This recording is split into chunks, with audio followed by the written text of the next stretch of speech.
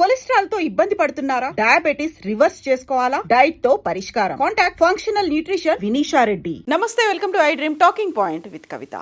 పాకిస్తాన్ విషయంలో మన రక్షణ శాఖ మంత్రి రాజ్నాథ్ సింగ్ ఈ మధ్యన సంచలనమైనటువంటి కీలక వ్యాఖ్యలు చేస్తున్నారు. గతంలో ఆపరేషన్ సింధూర్ని మేము ఎప్పుడైనా రీలాంచ్ చేస్తాము, ఆపరేషన్ సింధూర్ 2.0 రెడీగా ఉంది అనేటువంటి మాటలు చెప్పినటువంటి రాజ్నాథ్ సింగ్ ఆ తర్వాత పాక్ ఆక్యుపైడ్ కాశ్మీర్, పాక్ ఆక్రమిత కాశ్మీర్ మీద ఎలాంటి దాడులు యుద్ధాలు లేకుండానే దాన్ని భారతదేశంలో మేము కలిపేసుకుంటాం అనేటువంటి వ్యాఖ్యలు చేసినటువంటి రాజ్నాథ్ సింగ్ నిన్న మరో కీలకమైనటువంటి వ్యాఖ్య చేశారు.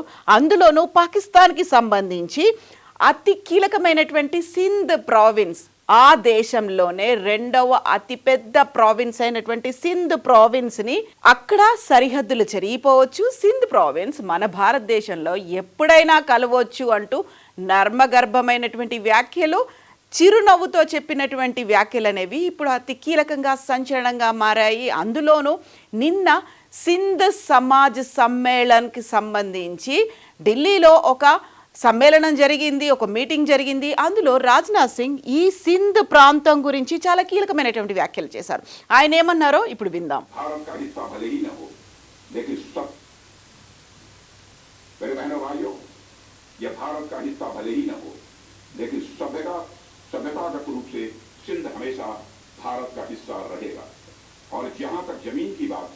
तो बॉर्डर तो बदल सकते हैं, क्या पता कल को सिंध भारत में फिर से वापस आए. సో ఇప్పుడు మనం నాగరికత అనేది సింధుతో ఎప్పటికీ ముడిపడి ఉంటుంది. సింధ్ అనేది ఇప్పుడు భారతదేశంలో లేకపోయి ఉండవచ్చు, కాకపోతే రేపొద్దున ఏం జరుగుతుందో ఎవరికి తెలుసు. మన బార్డర్స్ అన్నీ కలిసిపోవచ్చు, సింధ్ మనతో పాటుగా ఉండిపోవచ్చు అనేటువంటి వ్యాఖ్యలు అనేవి సరిహద్దులు ఎప్పటికైనా మారుతాయి అని చెప్పడం అనేది నిజంగా అక్కడ ఏం జరుగుతోందండి. సింధ్కి సంబంధించి సింధులోయ అక్కడ ప్రాంత ప్రజలు కూడా సపరేట్ సింధ్ దేశ్ కావాలనేది కోరుకుంటున్నారు. ఎలా అయితే బలూచిస్తాన్లో వేర్పాటువాదం ఉందో సింధులో కూడా అలాగే శాంతిపూర్వకంగానే శాంతియుతంగానే నిరసనలు ఆందోళనలు కూడా జరిగాయి. సపరేట్గా మాకు సింధ్ దేశం కావాలి అనేటువంటి వాదన. ఇప్పుడు సడన్గా రాజ్నాథ్ సింగ్ ఆ వ్యాఖ్యలు చేయడం వెనకాల, గతంలో కూడా బలూచిస్తాన్ వెనకాల భారతదేశం ఉంది అన్నట్టుగా ఇప్పుడు రాజ్నాథ్ సింగ్ చేసినటువంటి వ్యాఖ్యల మీద కూడా పాకిస్తాన్ యాక్చువల్గా మండిపడుతోంది. వేర్పాటువాదంతో పాటుగా ఒక సామ్రాజ్యవాదాన్ని, హిందుత్వవాదాన్ని ప్రోత్సహించేలా ఉంది అంటూ దాన్ని ఖండిస్తోంది. యాక్చువల్గా ఈ మాటలు చెప్పడానికి కూడా ప్రధానమైనటువంటి కారణం బీజేపీ సీనియర్ మోస్ట్ లీడర్ అయినటువంటి ఎల్కే అద్వానీ కూడా సింధ్ ప్రాంతానికి చెందిన వారే.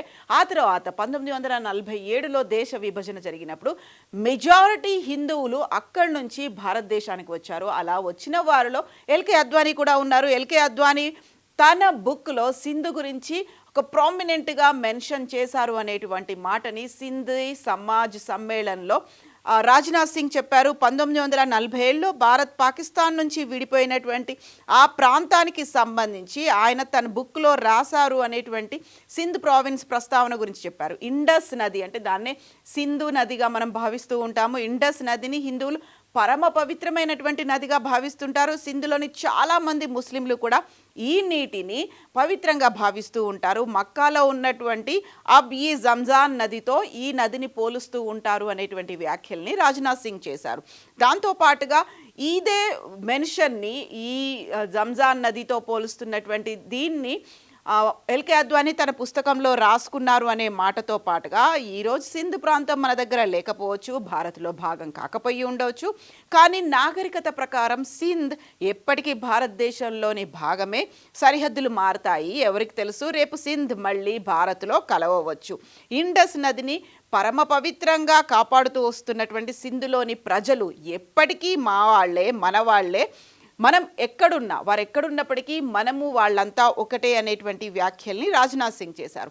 కరెక్ట్గా ఇది నిన్న చేసినటువంటి వ్యాఖ్య సెప్టెంబర్ 22న కూడా మొరాకోలో జరిగినటువంటి ఇండియన్ కమ్యూనిటీ సెంటర్లో ఏర్పాటైనటువంటి సమావేశంలో కూడా రాజ్నాథ్ సింగ్ ఇంకో కీలకమైనటువంటి వ్యాఖ్య చేశారు. అది పాక్ ఆక్రమిత కాశ్మీర్, పాక్ ఆక్యుపైడ్ కాశ్మీర్కి సంబంధించి భారతదేశం దాన్ని ఎలాగైనా స్వాధీనం చేసుకుంటుంది, దానికి యుద్ధాలు కానీ దాడులు కానీ ఉండకపోవచ్చు అనేటువంటి ఒక ధీమాని వ్యక్తం చేశారు. పీఓకే లేని ప్రజలు స్వాతంత్ర్యం కోసం డిమాండ్ చేస్తున్నారు.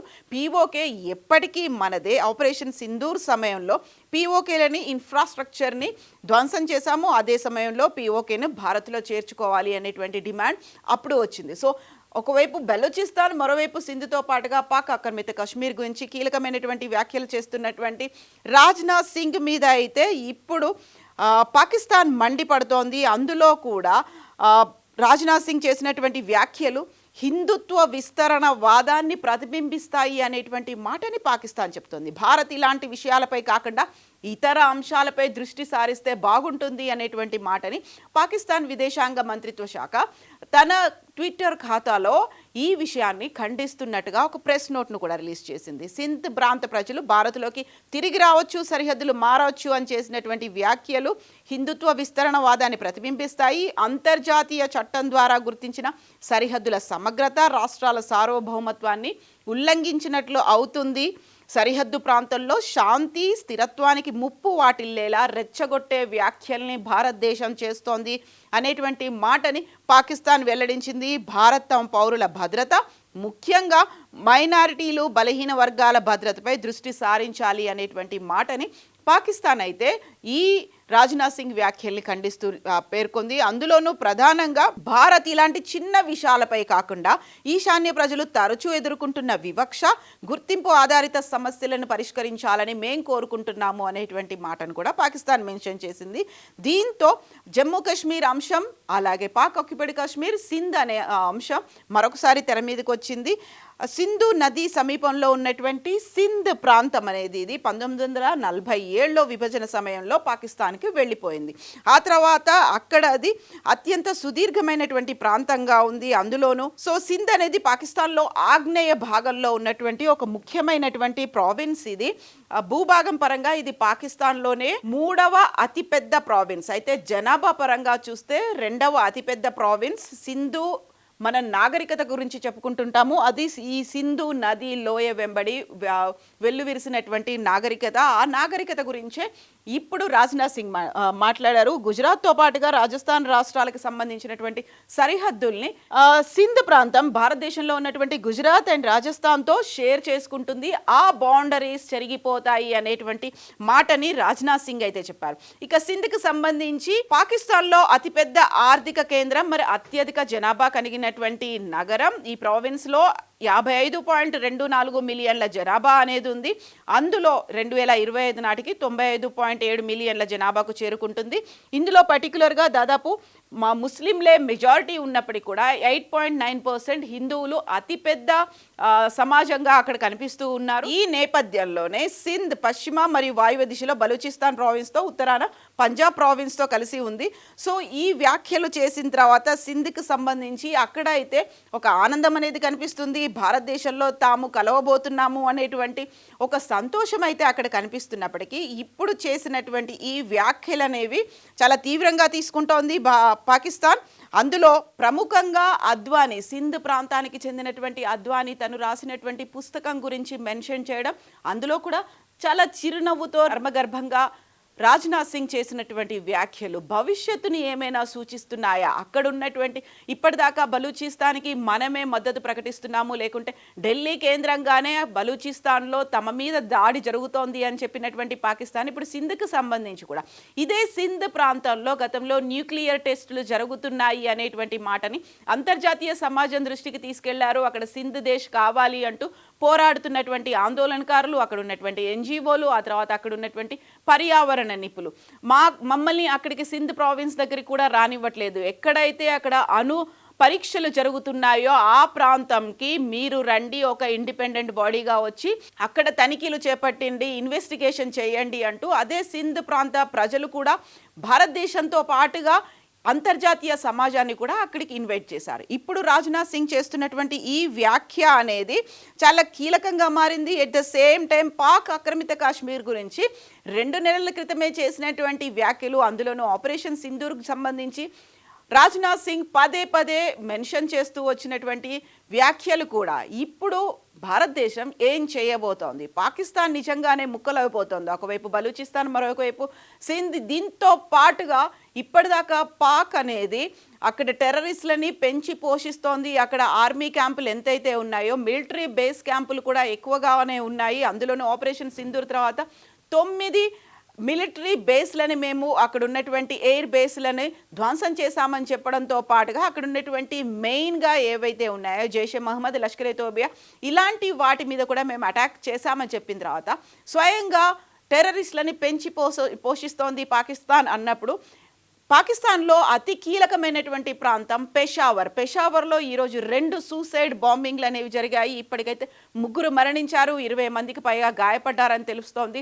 అక్కడ ఉన్నటువంటి పారా మిలిటరీకి సంబంధించినటువంటి ఫ్రాంటియర్ బేస్ మీద 2 బాంబర్లు, సూసైడ్ బాంబర్లు అటాక్ చేశారు. సో ఇప్పుడు అక్కడే అంతర్గతంగా మిలిటరీ ఆధీనంలో ఉన్నప్పటికీ, ఆర్మీ ఆధీనంలో ఉన్నప్పటికీ పాకిస్తాన్ పెంచి పోషిస్తున్నటువంటి మిలిటెంట్లు అయితే, ఉగ్రవాదులు అయితే పాకిస్తాన్ మీద అటాక్ చేస్తున్నారు.